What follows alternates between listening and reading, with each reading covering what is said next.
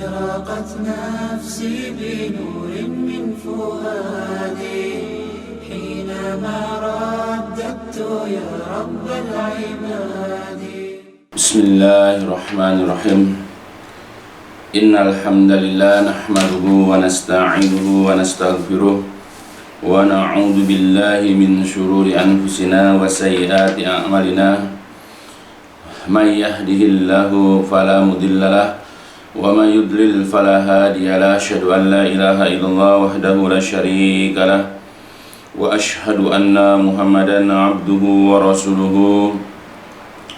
اللهم صل على محمد وعلى آل محمد كما صليت على إبراهيم وعلى آل إبراهيم إنك حميد مجيد. اللهم بارك على محمد وعلى آل محمد كما باركت على إبراهيم وعلى آل إبراهيم إنك حميد مجيد. أما بعد فإن أصدق الحديث كتاب الله وخير الهدي هدي محمد صلى الله عليه وسلم وشر الأمور محدثاتها فإن كل محدثة بدعة وكل بدعة ضلالة وكل ضلالة في النار. Alhamdulillah, dalam kesempatan kita kali ini kita akan melanjutkan kajian tentang berbakti dan berbuat baik kepada kedua orang tua. Jadi setelah dijelaskan tentang kewajiban berbakti dan berbuat baik kepada kedua orang tua berdasarkan kepada ayat-ayat Allah, kepada hadis-hadis Nabi SAW yang sahih, begitu juga berdasarkan kepada asar kaum salaf, dan kemudian juga sudah dicontohkan bahwa nabi-nabi dan rasul-rasul terdahulu pun mereka berbakti dan berbuat baik kepada kedua orang tua. Nah, jadi di dalam awal-awal pelajaran ini sering diungkapkan tentang kewajiban berbakti dan berbuat baik kepada kedua orang tua. Nah, sekarang kita jelaskan kebalikannya, hukum durhaka kepada kedua orang tua. Jadi kita akan bacakan dalil-dalil tentang larangan bersikap durhaka kepada kedua orang tua.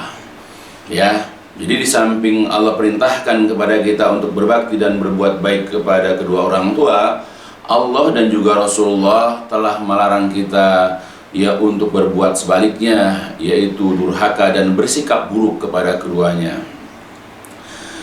Maka diharapkan kepada kaum anak, baik laki-laki ataupun perempuan, hendaknya mereka bertakwa kepada Allah Subhanahu wa Ta'ala dalam menghadapi ayah dan ibu kalian, dalam menghadapi ayah dan ibu mereka.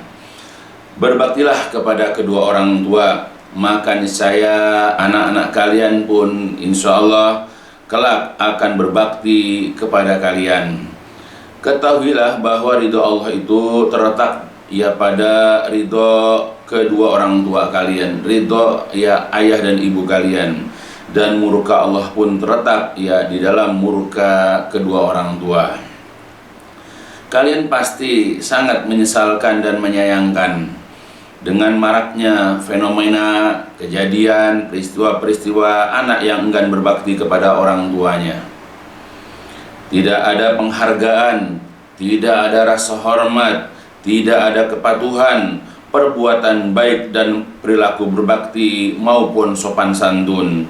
Yang ada hanyalah justru kekerasan, kekasaran, bentakan dan kedurhakaan. Bahkan ada anak yang sangat berperilaku keji, bengis dan kejam, sehingga apabila ayah atau ibunya menyuruhnya untuk melakukan sesuatu, ia akan menggerakkan bahunya, membuang mukanya, membalikkan punggungnya, atau sikap-sikap lain yang menunjukkan ketidaksukaan mereka terhadap perintah titah kedua orang tua mereka, seolah-olah perintah itu tidak penting baginya. Bahkan ada yang sampai memasang muka cemberut, mengerutkan dahi, berteriak dengan penuh penolakan, bersikap tidak sopan, dan bahkan melawan, menentang ayah dan ibunya. Tidakkah orang seperti ini menyadari bahwa perbuatan itu dapat membuatnya sengsara kelak? Sungguh celakalah baginya saat dirinya nanti dihadapkan ke hadapan Rabb-Nya, ke hadapan Allah Subhanahu wa Ta'ala yang akan menjadi hakim atas perbuatan mereka. Berapa banyak anak yang selalu menyusahkan kedua orang tuanya karena berbagai persoalan yang diperbuatnya. Misalnya, ya, anak-anak itu ada yang terlibat ya dengan obat-obatan terlarang, suka bermabuk-mabukan dengan kawan-kawannya, merokok ya dengan sikap yang bebas, kemudian juga terlibat pergaulan bebas yang mengakibatkan dirinya atau kekasihnya hamil sebelum dia pernikahan, juga terlibat tawuran dengan pelajar lainnya yang mengakibatkan orang lain celaka, kemudian masuk ke komunitas yang tidak baik seperti komunitas begal, dan masih banyak lagi. Dan itu adalah merupakan sikap perbuatan yang jelas menyusahkan kedua orang tua, dan mereka pun kelak akan menyesal suatu saat nanti. Ya, itu yang terjadi ya, sehingga dirinya terlibat dalam tindak kriminal, terlibat ya hal-hal yang mengundang tindak pidana, lalu juga ditangkap oleh aparat kepolisian atau dipanggil oleh pihak sekolah, yang berakibat dirinya akan diskorsing atau bahkan dikeluarkan dari sekolah. Nah, semuanya itu jelas akan menyusahkan dan mempermalukan kedua orang tua. Coba jelas ya. Jadi kalau kita lihat anak-anak seperti itu yang dipanggil oleh sekolah, ya diharapkan kepada guru BP, dinasihati dengan keras, bahkan kalau andai kata ya tidak ada perubahan, diberikan sanksi dengan dikeluarkan misalnya. Ya jelas ini akan menyusahkan orang tua dan mempermalukan. Ya jelas orang tua malu dipanggil ke sekolah, belum lagi kalau tetangganya tahu, belum lagi kalau dia dikeluarkan, orang tua harus capek lagi mencari sekolahan buat anaknya, dan itu tidak mudah. Apalagi kalau sudah sampai dipanggil aparat kepolisian karena tindakan pidana atau tindakan terlibat obat-obat terlarang atau begal, tentu juga akan mempermalukan kedua orang tua. Nah, anak-anak itu tidak berpikir saja nih, yang penting mereka ikut suka-suka dengan teman-temannya. Ya wajarlah kalau Rasulullah SAW juga sudah banyak mengingatkan kepada kaum muslimin, khususnya para remaja itu, supaya mereka itu memperhatikan kepada siapa hendaknya dia berkawan. Fal yandur ahadukum ila may yukhalil. Ya, tapi namanya anak-anak seperti itulah. Ya, kurang pendidikan, baik karena orang tuanya tidak peduli atau orang tuanya peduli, tapi memang anaknya sulit untuk diarahkan. Bahkan ada juga sebahagian anak yang tidak segan-segan menggugat orang tuanya ke pengadilan, melaporkannya ke pihak kepolisian atau lembaga-lembaga hukum lainnya. Ya, sering kita jumpai hanya gara-gara kayu, hanya gara-gara motor, hanya gara-gara apalah yang lain itu, maka seorang anak tega memperkarakan kedua orang tuanya untuk dipenjara. Dia lupa bahwa selama ini dia dibesarkan, memiliki ini, memiliki itu, adalah andil orang tua dalam mendidiknya. Bahkan ada anak yang mengadukan orang tua ke polisi sehingga orang tua ditindak oleh polisi. Ya, dan banyak lagi yang lain contoh-contoh yang bisa kita di berita-berita. Jadi sudah bermunculan gejala-gejala anak-anak yang durhaka kepada orang tua, yang tidak tahu berterima kasih, yang tidak pandai di dalam bersikap baik kepada kedua orang tua dan bahkan berbakti. Nah, untuk apakah ini semua dilakukan oleh anak-anak? Apakah untuk mengambil segenggam uang atau sejengkal tanah, sampai banyak terjadi pemutusan hubungan persaudaraan demi secuil harta atau karena perasaan tertentu yang terpendam di dalam hati? Bahkan ada orang yang tidak bertegur sapa dengan orang tuanya, tidak berkunjung dan tidak mau berkomunikasi dengan orang tuanya selama berbulan-bulan, bertahun-tahun, bahkan sampai keduanya telah tiada, sampai ayahnya atau ibunya wafat atau anaknya yang meninggal duluan. Nah, itu bagaimana seorang anak bisa begitu kepada kedua orang tuanya? Padahal orang tuanya telah melahirkannya, mengurusnya ketika bayi, ibunya telah menyusuinya, membesarkannya, bahkan dibelikan pakaian, diberikan makan, ketika sakit dibawa ke rumah sakit, dibawa ke dokter, dan bahkan orang tua sampai tidak tidur merawatnya. Nah, apakah itu balasan dari seorang anak? Maka ini adalah perkara yang jelas sangat tercela. yang tidak pantas bagi seorang anak bersikap seperti itu ya kepada kedua orang tuanya. Sering juga dijumpai seorang anak yang meminta bahagian ya warisan pada ayahnya, padahal ayah dan ibunya itu masih hidup. Namun begitu telah dibagi, si anak tetap merongrong harta kedua orang tuanya. Dan bahkan pada akhirnya ada ya kedua orang tua itu terusir dari rumahnya sendiri karena harta dan rumahnya telah dikuasai oleh anaknya. Ya, banyak cerita-cerita, bukan hanya di sinetron. Dalam kenyataan, dalam fakta yang terjadi di masyarakat, banyak anak-anak yang begitu kepada orang tuanya. Ya, meminta harta warisan lebih dulu, begitu sudah dibagi pun ya kemudian anak masih merongrong, bahkan karena anak memang gelap mata ingin menguasai harta, ya maka surat tanahnya itu dicuri lalu kemudian dijual, sehingga akhirnya orang tuanya diusir oleh pemilik barunya misalnya. Ya, atau mungkin ya langsung orang tuanya diusir karena dia ingin menguasai. Apakah karena memang dari si anak atau karena pengaruh dari pasangannya? Ya, itu bisa terjadi, dan itu banyak sekali kejadian. Nauzubillah. Ya, mudah-mudahan Allah jaga anak-anak kita supaya tidak ya memiliki sikap yang sangat tercela itu. Bahkan ada juga orang yang meninggalkan orang tuanya ya, yang sudah renta atau sakit menua di panti-panti jompo, dan selama berhari-hari bahkan berbulan-bulan ia tidak mengetahui keadaannya. Di manakah keimanan, di manakah keutamaan, di manakah norma-norma kepatutan, dan di mana rasa kasih sayang dan rasa kemanusiaan. Orang-orang semacam ini telah berbalik 180 derajat. Mereka telah membalas air susu dengan air tuba. Nah, coba ada juga ya yang ketika orang tuanya sudah sepuh, sudah tua, dan anak itu malas mengurus orang tuanya, atau bahkan orang tuanya yang sudah sakit-sakitan ya atas nama ya dia repot dan takut nggak ngurus orang tuanya, maka orang tuanya ditaruh di panti jompo ya, dan bahkan tidak peduli dengan orang tuanya, nggak pernah ditengok sehari, 2 hari, sepekan, 2 pekan, sebulan, setahun, dan bahkan sampai orang tuanya wafat ya dia tidak pernah menengoknya.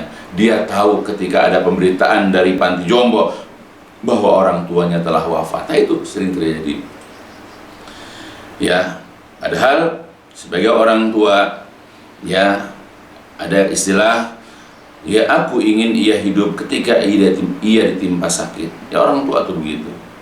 Tapi dia ingin kematianku ketika aku masih sehat.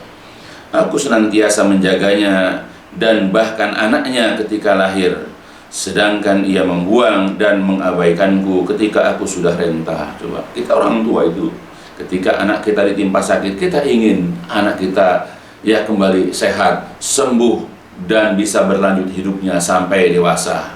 Tetapi terkadang anak ya menginginkan kematian kita, padahal kita ini masih sehat.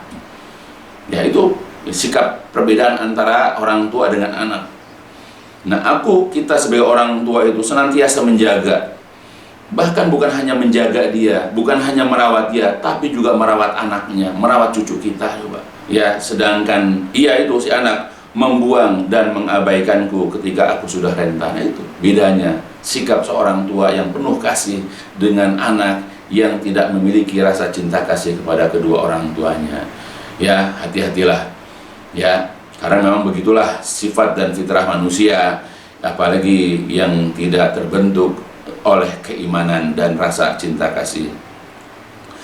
Ada pula orang yang setelah menikah melupakan kedua orang tuanya dan mengabaikan urusan mereka karena terlalu asik dengan kehidupan barunya. Betapa banyak penderitaan yang dialami oleh para ibu akibat ulah anak-anaknya yang mengutamakan istrinya dan mengabaikan ibunya. Bahkan ada yang menunjukkan sikap angkuhnya kepada sang ibu di depan mata istri dan anak-anaknya.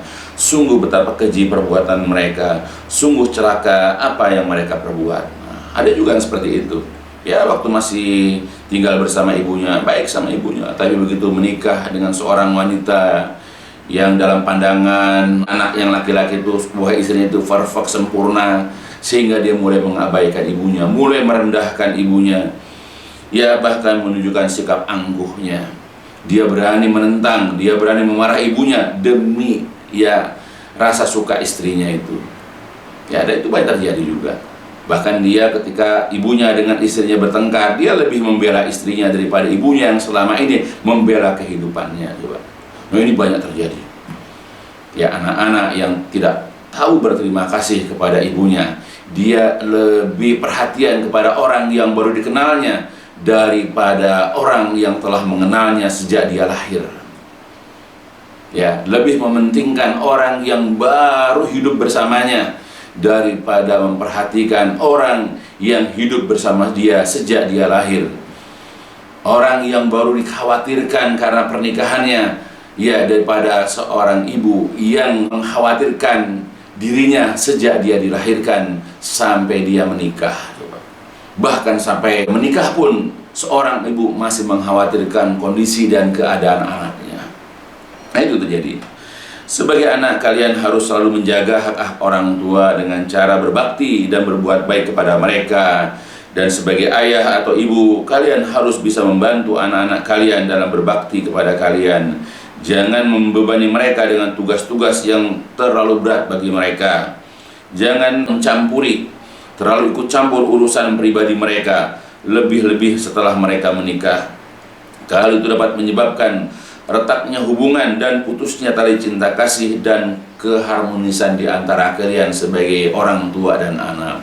Ya, kita sebagai orang tua juga harus tahu kondisi yang seperti ini, bahwa anak ketika sudah mulai dewasa itu sudah mulai punya pandangan sendiri, sudah mulai punya pemikiran sendiri, dan kita tidak boleh terlalu ikut campur dalam urusan pribadi mereka, kecuali ya dalam hal-hal yang ma'ruf. Ya, kita hendaklah menasihati, tetap kita perlu membimbing mereka supaya mereka juga bisa mendapatkan rahmat dan keridhaan dari Allah Subhanahu wa taala. Hendaknya juga setiap istri untuk senantiasa mendukung dan memotivasi suaminya untuk berbakti dan berbuat baik kepada kedua orang tua suaminya. Jika ia menyayangi dan mencintai suaminya karena Allah, niscaya ia akan senantiasa mendukung dan memotivasinya untuk meraih surga dan keridhaannya dengan cara berbakti dan berbuat baik kepada kedua orang tua suami. Dan ia tidak akan menjadi penyebab suaminya durhaka kepada kedua orang tua suami dan melalaikan kewajiban kepada keduanya. Sebab berapa banyak dijumpai seorang lelaki ketika beristri, ia berpaling dari kedua orang tuanya, mengabaikan dan tidak peduli lagi dengan keduanya, dan bahkan sampai memutuskan silaturahmi dari keduanya. Nah, kebalikannya, sebagai seorang mantu, sebagai seorang istri dari suami, maka hendaklah sang istri ini membantu, mendukung, memotivasi suami untuk bisa berbakti kepada kedua orang tua suaminya atau kepada mertuanya itu. Ya, dan juga memotivasi untuk meraih surga lewat kedua orang tuanya, sebagaimana juga dia ingin suaminya nanti juga memotivasi dirinya supaya bisa berbakti kepada kedua orang tuanya, mencari surga lewat kedua orang tuanya. Hendaklah saling memotivasi, saling mendukung, saling mendorong untuk meraih surga lewat kedua orang tua masing-masing. Karena banyak pengalaman ketika seorang suami ketika menikahi seorang wanita, maka ketika menikah itu, sedangkan tipe istri yang dinikahi itu adalah kurang baik akhlaknya, yang punya keinginan menguasai suaminya, maka akan menjadi penyebab istri ini, seorang anak lelaki, menjauh, menghindar dari kedua orang tuanya. Ya, bahkan berapa banyak seorang anak yang mengabaikan dan tidak peduli lagi dengan keduanya, bahkan sampai memutuskan silaturahmi kepada kedua orang tuanya. Kenapa? Ya, karena memiliki istri yang tidak baik akhlaknya, yang perilakunya itu sangat tercela. Begitupun setiap suami hendaknya mendukung dan memotivasi istrinya atau para istrinya untuk berbakti dan berbuat baik kepada kedua orang tuanya. Jika ia memang menyayangi istri atau para istrinya, niscaya ia akan senantiasa mendukung dan memotivasi mereka untuk meraih surga dan keridhaannya dengan cara berbakti kepada kedua orang tua mereka. Dan ia juga tidak akan menjadi penyebab mereka atau istri-istri itu durhaka kepada kedua orang tua para istri dengan cara berpaling dari keduanya dan memutuskan silaturahmi dari keduanya atau dari karib kerabat mereka. Begitu kebalikannya, seorang suami juga begitu. Jangan malah menjadi pemutus hubungan antara istri dengan orang tuanya. Bahkan kita sebagai suami pun mendukung, memotivasi, mendorong istri kita supaya tetap menjalin hubungan dengan kedua orang tua dan kerabatnya. Bahkan kita motivasi supaya tetap berbakti kepada orang tua untuk mendapatkan keridhaan dan surganya Allah Subhanahu wa taala. Ayolah kita hendaklah sebagai suami istri, ya, dalam kondisi kita masih seorang anak dari orang tua kita masing-masing, hendaklah kita saling memotivasi untuk mendapatkan surga lewat kedua orang tua kita masing-masing. Dan ada pula orang yang karena kurang pahamnya ilmu agama justru lebih berbakti kepada teman-temannya dibandingkan orang tuanya. Mereka begitu patuh kepada teman-temannya, kepada rekan-rekannya, dan bersikap baik kepada mereka, namun durhaka kepada ibunya dan tidak bertegur sapa dengan ayahnya. Bahkan ada yang sangat prihatin ketika melihat orang yang menunjukkan penampilan yang soleh, bergelut di dunia ilmu atau dakwah, tetapi sama sekali tidak menaruh hormat, ya, tidak menghargai dan tidak peduli serta tidak berbakti atau bahkan tidak pula perhatian kepada orang tuanya. Yaitu bahkan ya sering kita jumpai ada orang-orang yang kalau dari sisi penampilannya, ya, dia aktivis dakwah, dia hafal ayat, hafal hadis, berdakwah ke sana kemari, tapi sikap perhatian kepada orang tuanya itu kurang baik. Nah, ada yang seperti itu juga, nauzubillah. Padahal jelas-jelas perilaku durhaka dan bersikap buruk kepada kedua orang tua itu termasuk dosa-dosa besar dan akan memasukkan pelakunya ke dalam kerasnya siksa neraka. Jika ada seseorang mengakui dua kalimat syahadat dengan pengakuan yang benar, kemudian menunaikan sholat 5 waktu, membayar zakat, saum pada bulan Ramadan, maka ia akan masuk ke dalam surga bersama para nabi, para siddiqin dan syuhada, selama ia tidak mendurhakai kedua orang tuanya. Jadi ketaatan dan perbuatan baik, ya, perbuatan baiknya kepada kedua orang tuanya termasuk ya menjadi penentu bagi diri orang tersebut untuk masuk ke dalam surga. Jadi apalah artinya ya kita rajin sholat, rajin puasa, rajin zakat, ya, dan seterusnya dari kebaikan-kebaikan kalau kita masih durhaka. Karena orang bisa masuk ke dalam surga ya dengan ibadah sholatnya, puasanya, zakatnya, dan amal-amal yang lain, ya, bisa masuk surga kalau juga sikap kepada kedua orang tuanya juga baik, kalau dia juga termasuk orang yang berbakti dan berbuat baik kepada kedua orang tua. Tapi jikalau dia rajin ibadah tapi dia durhaka, maka tidak ada faedahnya ya ibadah-ibadah tersebut. Maka berbakti kepada kedua orang tua adalah merupakan penentu masuk atau tidaknya seseorang itu ke dalam surga. Dalilnya adalah dari Amr bin Murrah al-Juhni radhiyallahu an berkata, seorang laki pernah datang kepada Nabi Shallallahu alaihi wasallam. Kemudian dia berkata, "Wahai Rasulullah, aku bersaksi bahwasanya tidak ada sesembahan yang berhak disembah kecuali Allah, dan bahwasanya engkau adalah utusan Allah. Menunaikan sholat 5 waktu, membayar zakat hartaku, dan saum pada bulan Ramadan." Kemudian dengan persaksian itu Rasulullah SAW bersabda, "Man mata ala hadza kana ma'an nabiyyina was-siddiqina was-syuhada yaumal qiyamah hakada wa nasra usbu'aihi ma lam ya'uqqa walidayhi." Jadi barang siapa yang mati di atas amalan ini seperti disebutkan oleh laki-laki di atas, yaitu mengucapkan syahadat, menunaikan sholat 5 waktu, membayar zakat, puasa Ramadan, ya.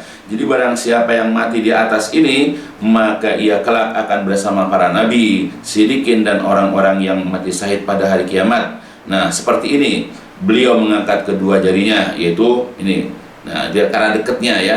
Kemudian malam ia uqqa walidai, selama ia tidak durhaka, selama ia tidak mendurhakai kedua orang tuanya. Hadis dalam riwayat Bukhari dalam kitab At-Tarikh Al-Kabir dan disahihkan oleh Syaikh Al-Albani. Itu. Ya. Jadi kita akan bersama para nabi, siddiqin dan syuhada kalau mengerjakan rukun Islam tadi, syahadat, sholat, zakat, ya, puasa, ya, bersama mereka. Tapi ingat, malam ya'uqqa walidai, selama tidak durhaka, selama tidak mendurhakai kedua orang tua. Begitupun Jika ada seorang muslim gemar mengganggu dan menyakiti tetangganya dengan ucapan yang buruk, maka ia pasti akan masuk ke dalam neraka. Kendati pun ia rajin sholat, ia rajin sholat malam sesudah sholat fardunya, gemar puasa sunnah setelah puasa wajibnya, suka bersedekah dan mengerjakan kebaikan-kebaikan lainnya.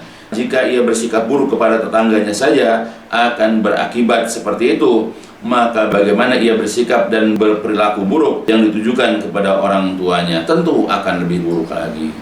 Ya, sebagaimana dalam hadis dari Abu Hurairah radhiyallahu an, ia berkata, pernah ditanyakan kepada Rasulullah sallallahu alaihi wasallam, "Ya Rasulullah, inna fulana taqumul laila wa tasumun nahar wa taf'alu wa tasaddaqu wa tu'di ziranaha bidisaniha."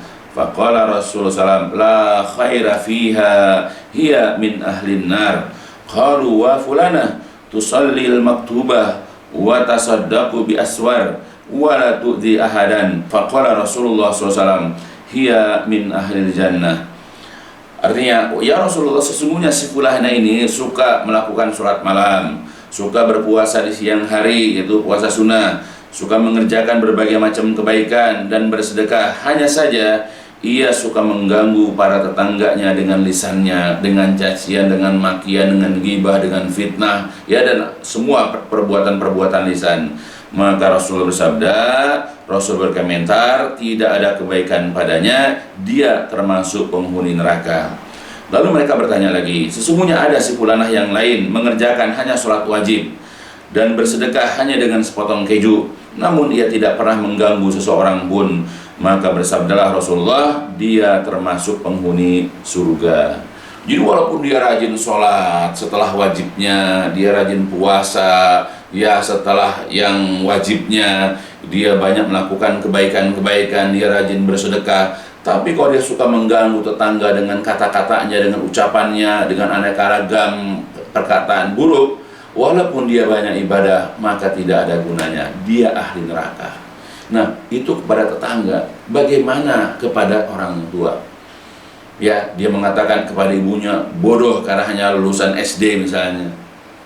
Ya, atau apalah kalimat-kalimat yang menyakiti ibunya atau ayahnya. Ini lebih besar lagi dosanya karena orang tua. Ya, tetangga yang dia kenal ketika dia pindah rumah, ketika dia membuat rumah, itu saja sudah menjadi penyebab dia masuk ke neraka jika dia suka mengganggu tetangganya itu. Bagaimana orang tua yang merawatnya dari kecil, tapi apa balasan yang dia berikan kepada kedua orang tuanya, yaitu perkataan-perkataan yang menyinggung, yang menyakiti, yang melukai hatinya.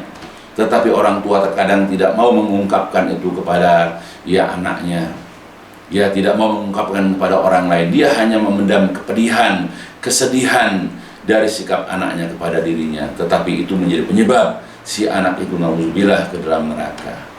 Maka jaga lisan, terutama kepada kedua orang tua. Jangan kau merasa pandai, jangan engkau merasa pintar, karena yang menyekolahkan juga adalah kedua orang tuamu. Jaga adab kepada orang tua, jaga sikap kepada orang tua, jaga lisan kepada orang tua. Jangan merasa lebih pandai kepada kedua orang tua. Karena itu akan menyebabkan walaupun kita rajin beribadah, tetap akan menyebabkan kita masuk ke dalam neraka, nauzubillah. Begitu juga dalam hadis yang lain dari Abdullah bin Amr bin Al-As radhiyallahu an berkata, Rasulullah SAW pernah bersabda, salah satu la yandurullahu ilaihim yaumal qiyamah al-aq liwalidayhi wal mar'atul mutarajjilatul mutasyabbihatu birrijal wad dayyus wa salasatun la yadkhuluna al-jannah al-aq liwalidayhi wa mudminul khamri wal mannanu bima a'ta. Ada 3 kelompok orang yang tidak akan dilihat oleh Allah kelak pada hari kiamat, yaitu orang yang durhaka kepada kedua orang tuanya, perempuan yang menyerupai laki-laki yaitu tomboy, yang ketiga adalah dayus yaitu orang yang membiarkan, lelaki yang membiarkan keluarganya melakukan keburukan.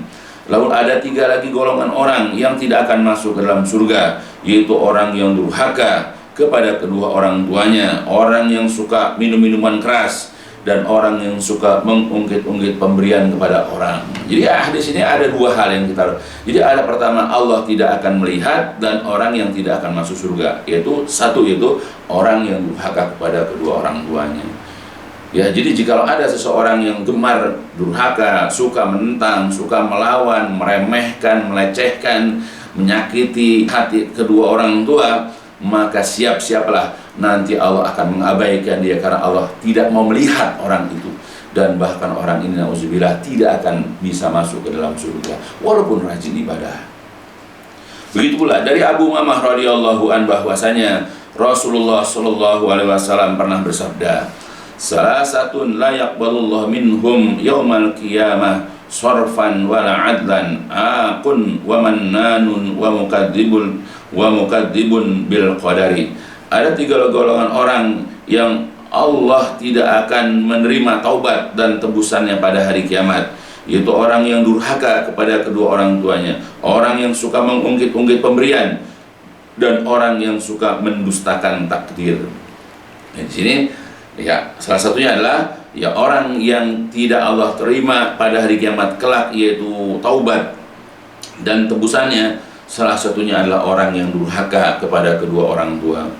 Dari Abu Darda radhiyallahu an bahwasanya Nabi SAW pernah bersabda, la yadkhul jannah aqun wala mudminu khamrin wala mukadzibun bil qadar. Ada tiga golongan orang yang tidak akan masuk ke dalam surga adalah orang yang durhaka kepada kedua orang tuanya, orang yang suka minum minuman keras, dan orang yang mendustakan, ya orang yang mengingkari takdir. Ya, hadis ini dalam riwayat Ahmad dan yang lain-lain, dan hadis ini disahihkan oleh Albani. Demikian itulah beberapa dari hadis sahih yang menjelaskan, yang menerangkan bahwa dosa mendurhakai kedua orang tua itu merupakan salah satu dosa yang menjadikan pelakunya tidak akan masuk ke dalam surga. Bukan hanya itu saja, Allah Ta'ala melalui Rasulnya juga telah menjelaskan bahwa pelakunya akan mendapatkan balasan keburukan lainnya. Di antaranya adalah Allah Ta'ala tidak akan melihat orang tersebut pada hari kiamat. Allah juga tidak akan menerima taubat dan tebusannya pada hari kiamat. Nah, itu di antara balasan keburukan, dampak efek negatif kalau seseorang itu ya masih memiliki sikap ya durhaka kepada kedua orang tua. Oleh sebab itu, Nabi SAW telah menegaskan bahwa Allah Azza wa Jalla telah mengharamkan perbuatan mendurhakai kedua orang tua. Ya, jadi karena dari ancaman-ancaman itulah ya, maka Nabi menegaskan bahwa Allah telah mengharamkan perbuatan durhaka kepada kedua orang tua ini. Sebagaimana dari Al-Mughirah bin Syu'bah radhiyallahu anhu, dari Rasulullah SAW beliau bersabda, Inna Allah Azza wa Jalla harrama alaikum uquqal ummahat wa wa'dal banat wa man'awahat. Sesungguhnya Allah Azza wa Jalla telah mengharamkan atas kalian, pertama, durhaka kepada ya kedua orang tua, kepada ibu, yaitu kepada kedua orang tua, mengubur anak perempuan hidup-hidup, serta menolak pemberian dan meminta-minta. Itu dari pertama, tentang larangan durhaka kepada kedua orang tua. Dalam riwayat yang lain dari Abu Akrah radhiyallahu an berkata, telah bersabda Rasulullah sallallahu alaihi wasallam, ala unabbiukum bi akbaril kabair salasan, qalu bala ya Rasulullah, qala al isyraku billah wa uququl walidain wa jalasa wa kana muttaqian faqala ala wa qauluz zur, qala famazala yukarriruha hatta qulna laitahu sakata. Kata Rasulullah, maukah kuberitakan kepada kalian tentang dosa-dosa besar yang paling besar? Beliau mengucapkan kata-kata ini 3 kali. Kemudian mereka para sahabat menjawab, mau wahai Rasulullah. Beliau kemudian menjelaskan, yang pertama adalah mempersekutukan Allah atau berbuat syirik, dan mendurhakai kedua orang tua. Nah, beliau SAW ya dalam kondisi duduk, padahal tadinya menyandar. Lalu beliau bersabda lagi, ingatlah dan juga perkataan dusta. Berkata Abu Bakrah, senantiasa beliau mengulang-ulangi kata tersebut, sehingga kami berkata, mudah-mudahan beliau berhenti ya mengatakannya. Dalam hadis riwayat Bukhari, Muslim, dan yang lain-lainnya.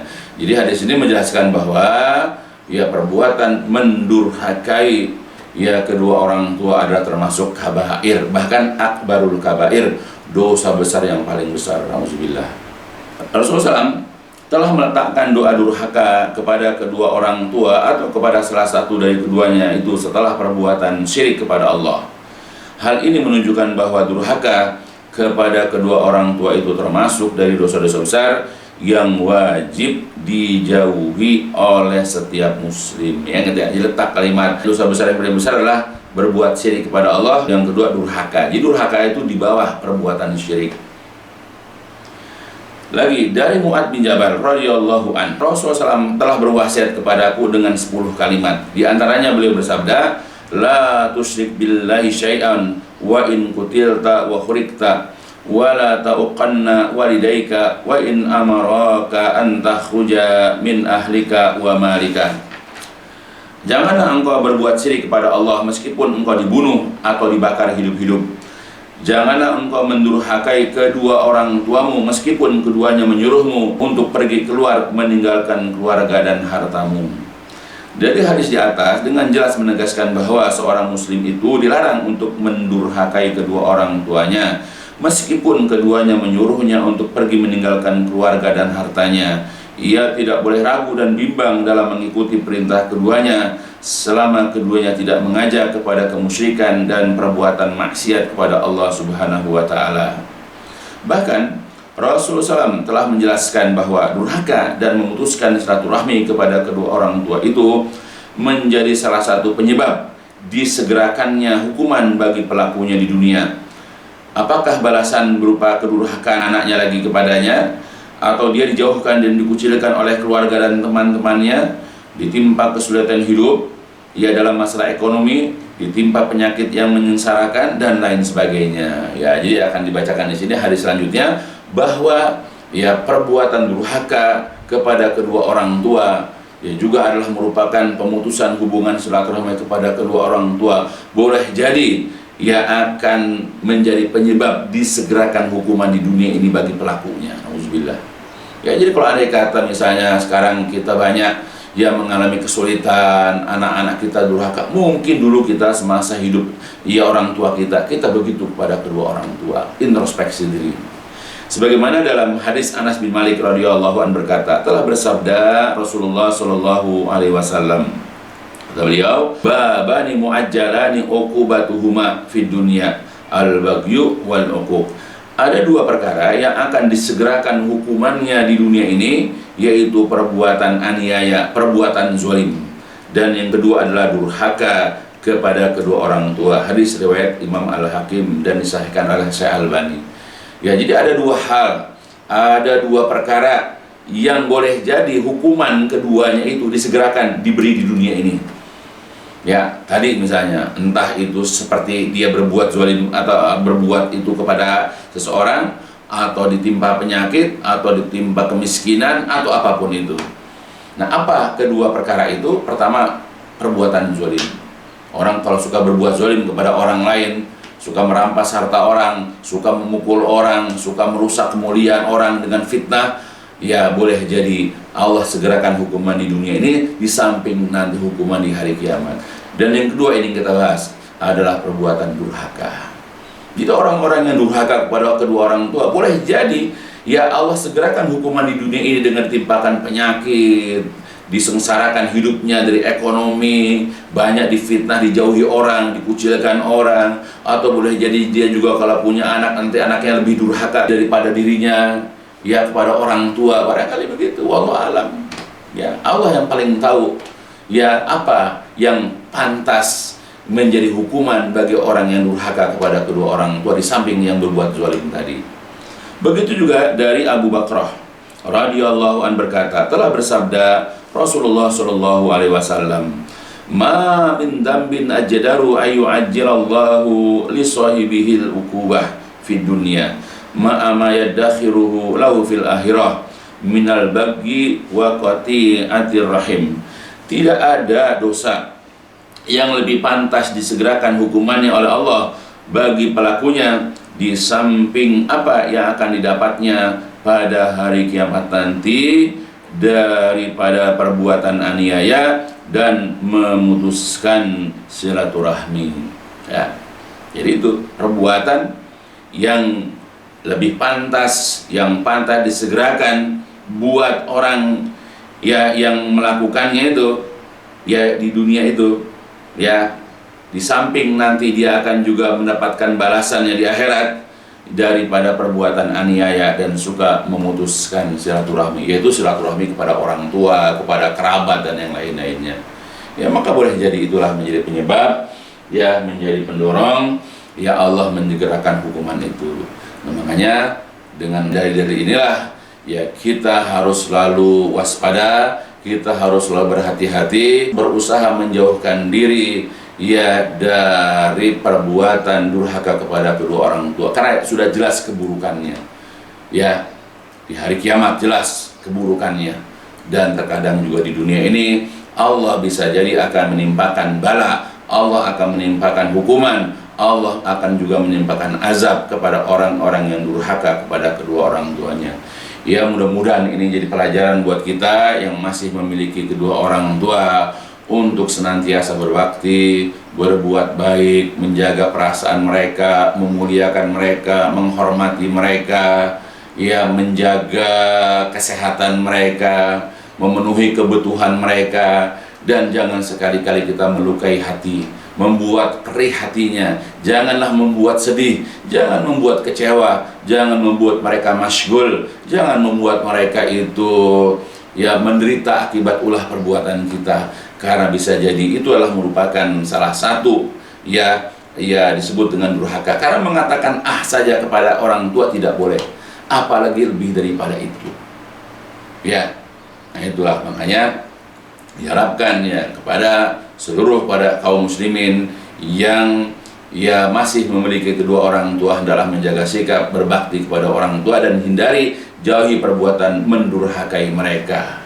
Begitu juga orang-orang tua hendaklah mendidik anak-anaknya semaksimal mungkin, sekuat tenaga, semampunya untuk mendidik anak-anak supaya bisa berbakti ya kepada keduanya, yaitu kepada kedua orang tuanya, ya kepada kita sebagai ayahnya dan kepada ibunya. Ya mudah-mudahan ya dengan didikan kita, dengan pengajaran kita, ya Allah memudahkan anak-anak kita bisa berbakti kepada kita dan tidak durhaka. Semua kembali berpulang kepada Allah Subhanahu wa taala. Ya mudah-mudahan apa yang kita harapkan ya terwujud. Kita memiliki anak-anak yang berbakti dan berbuat baik ya kepada orang tua dan tidak melakukan pendurhakaan kepada kedua orang tua. Ya mudah-mudahan ini jadi pelajaran untukku, untuk anak-anakku khususnya, ya hendaklah memperhatikan kajian-kajian yang sudah disampaikan tentang berbakti dan berbuat baik kepada kedua orang tua, juga buat mantu-mantuku yang masih memiliki orang tua, juga kepada cucu-cucuku supaya nanti bisa berbakti kepada orang tua, dan juga kepada seluruh kaum muslimin hendaklah memperhatikan tentang bab berbakti kepada kedua orang tua dan larangan dari mendurhakai kedua orang tua.